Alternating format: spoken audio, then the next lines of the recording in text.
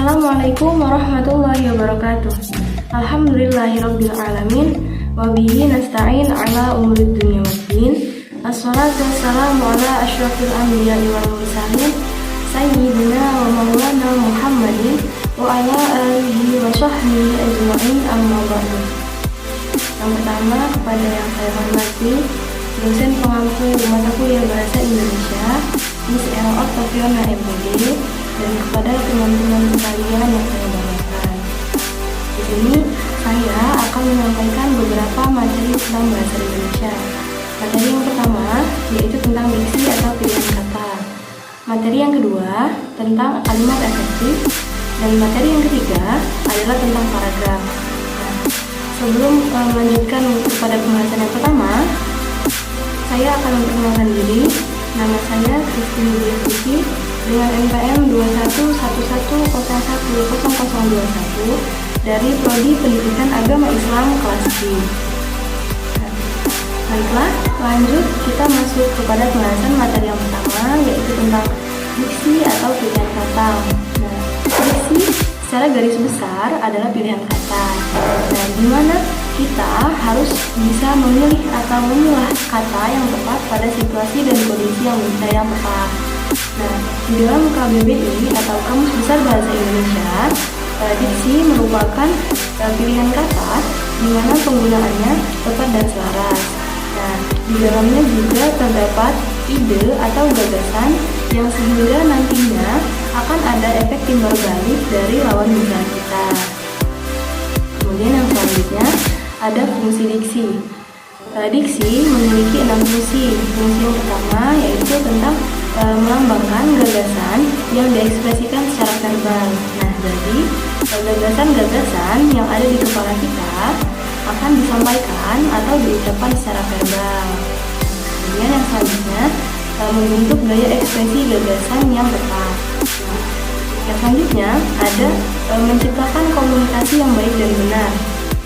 Nah, jadi ketika kita berkomunikasi terhadap seseorang dengan menggunakan diksi yang baik dan benar, kita bisa menciptakan suatu komunikasi yang tepat sesuai dengan konteks di mana kita melakukan percakapan tersebut. Kemudian yang selanjutnya ada mencegah perbedaan penafsiran. Nah, jadi ketika kita berkomunikasi pada seseorang, kita akan mencegah salah tafsir atau multitafsir dengan menggunakan diksi yang tepat. Nah, kemudian yang terakhir, yang kelima, ada mencegah salah pemahaman, dan kemudian ada yang terakhir, mengefektifkan pencapaian target komunikasi. Nah, dengan adanya pilihan kata ini, hal yang ingin kita sampaikan akan bisa sampai kepada lawan bicara kita.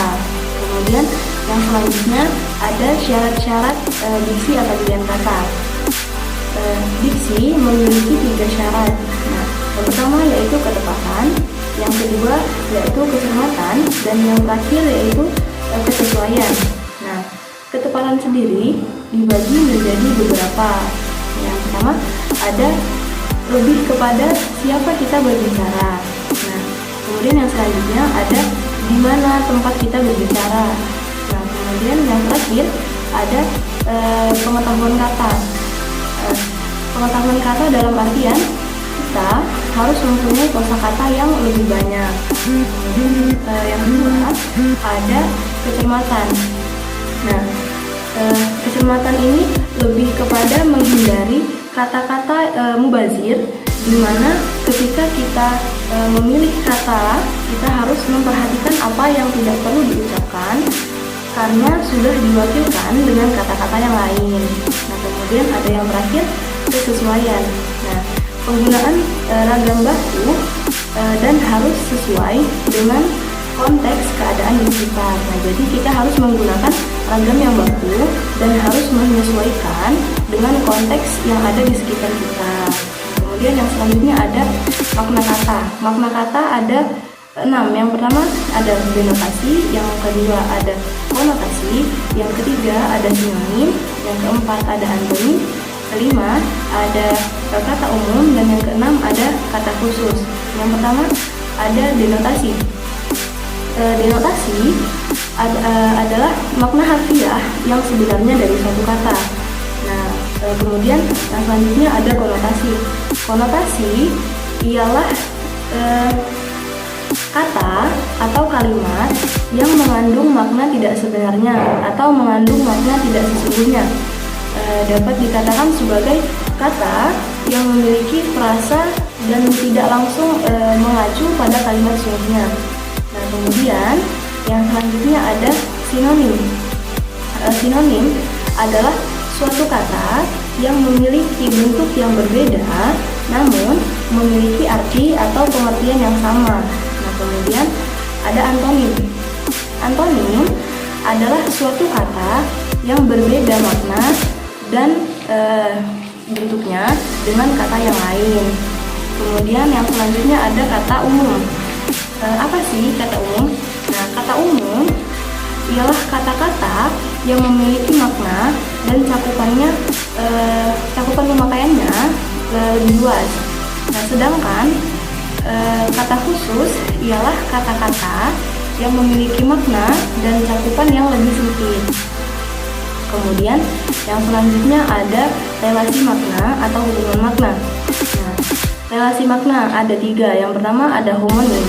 Homonim adalah kata yang sama bunyi, sama tulisan, namun dari segi makna berbeda. Kemudian yang selanjutnya ada homofon. Homofon adalah kata yang sama bunyinya, kemudian tulisan dan maknanya berbeda. Nah, kemudian yang terakhir ada homograf.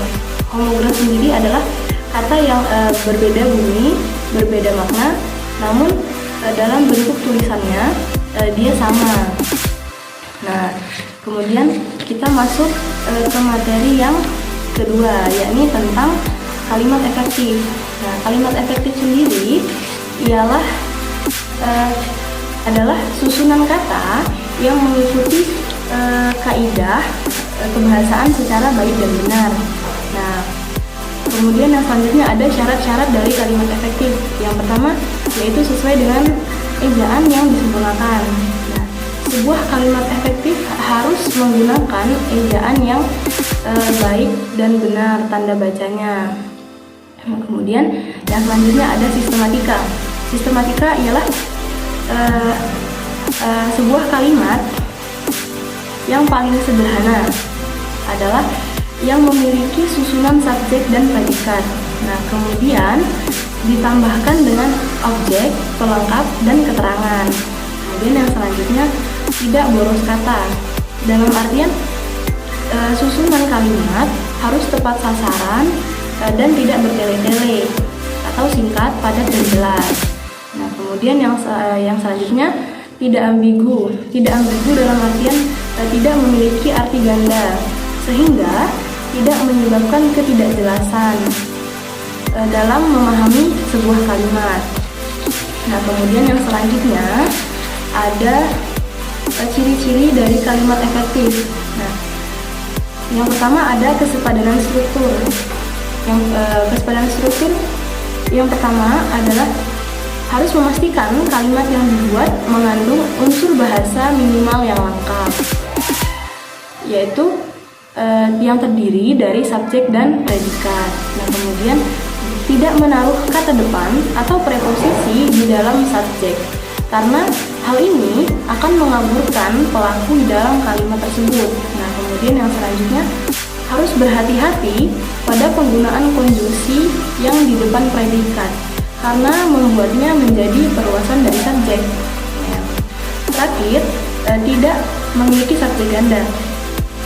Nah, tidak memiliki subjek ganda bukan berarti subjek tidak boleh lebih dari satu, namun lebih ke arah menggabungkan subjek yang sama.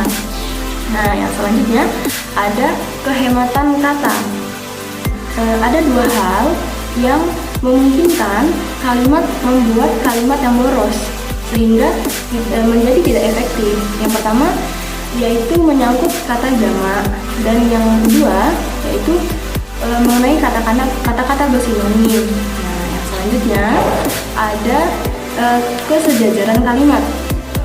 Nah, ciri-ciri ini menyangkut soal imbuhan dalam kata-kata yang ada di kalimat sesuai kedudukannya pada kalimat itu. Nah, pada intinya kalimat efektif haruslah memiliki imbuhan. Nah, imbuhannya haruslah imbuhan paralel dan harus konsisten. Jika pada sebuah fungsi digunakan imbuhan maka selanjutnya imbuhan yang sama digunakan pada fungsi yang sama pula. Kemudian selanjutnya ada ketegasan makna. Nah, tidak selamanya subjek itu harus diletakkan di awal kalimat. Nah, namun memang peletakan subjek seharusnya selalu mendahului predikat.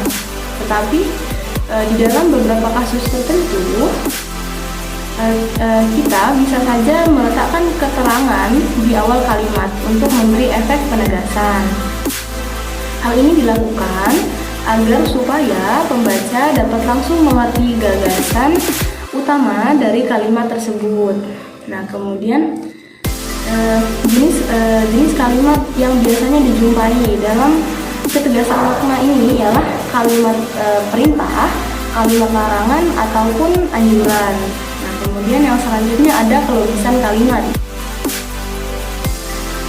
Nah, ciri ini berperan untuk menghindari kesan ambigu pada kalimat.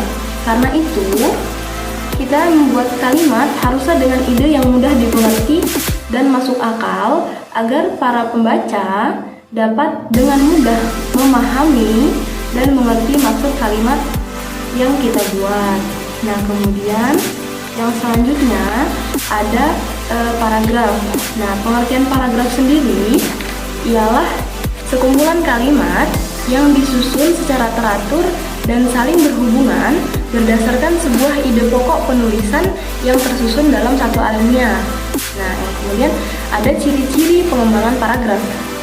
Yang pertama, bentuk perwajahan paragraf berupa alinea. Yang kedua, paragraf dikembangkan melalui ide pokok. Yang ketiga, disusun dengan beberapa kalimat.